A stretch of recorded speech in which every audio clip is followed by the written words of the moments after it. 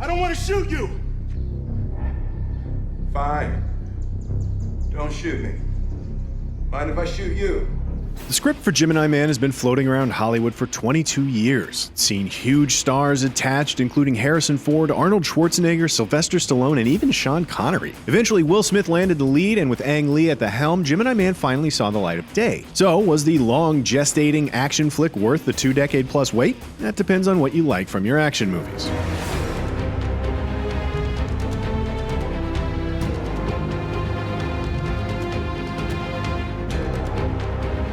Big draw here is, of course, Smith, who's fun in dual roles as a former soldier turned assassin, Henry Brogan, and the young man Jr. who's hunting him down. Imagining this film as a late 90s high-concept action romp makes a lot of sense, but despite the fun, if gimmicky concept, Gemini Man feels pretty rote throughout, with a script that lacks intentional humor, and characters that we know so little about that it's hard to feel invested in any of them. Gemini Man begins, as so many military thrillers do, with a betrayal. Soon, Henry is on the run alongside a fresh-out-of-the academy agent who was meant to be surveilling him. Mary Elizabeth Winstead and Will Smith are fine leads, and both excel when they and their stunt doubles get the chance to throw themselves into the action. The pair are soon joined by the always wonderful to watch Benedict Wong as Henry's former brother-in-arms who just happens to have a safe house in Colombia.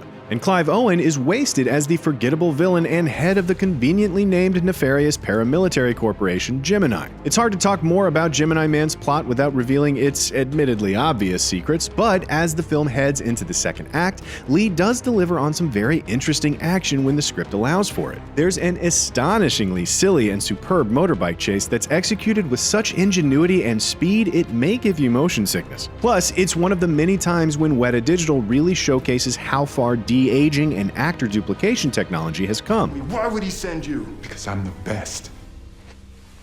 You are obviously not the best. Overall, the double Smiths are surprisingly effective, with only a couple of truly uncanny valley-inducing moments. If anything, one of the biggest shocks is that the effects are one of the best parts of the film. It's the script and story that let it down. One of the film's weaker points is that for an action movie, there isn't really enough action.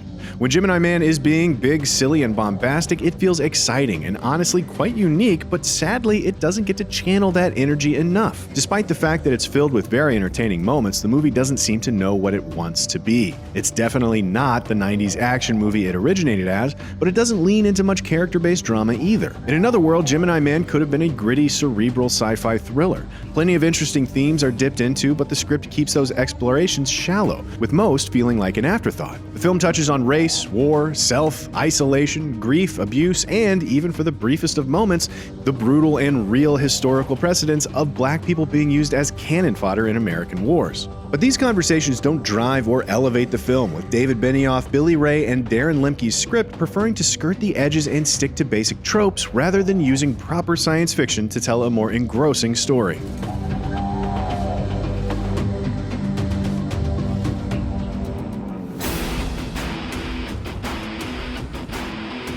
A strong cast and interesting visuals showcasing a director who's still trying to push technical boundaries mean that Gemini Man is a relatively entertaining watch, despite a lackluster script and pacing which leaves a lot to be desired. But if you enjoy unusual if flawed action films and ever wanted to see Mary Elizabeth Winstead doing Brazilian Jiu-Jitsu or watch two Will Smiths duking it out in the skeleton-filled catacombs of Budapest, then Gemini Man might be for you. For more movie reviews, check out what we thought of Joker and The Irishman, and as always, be sure to follow and subscribe wherever you like to watch IGN.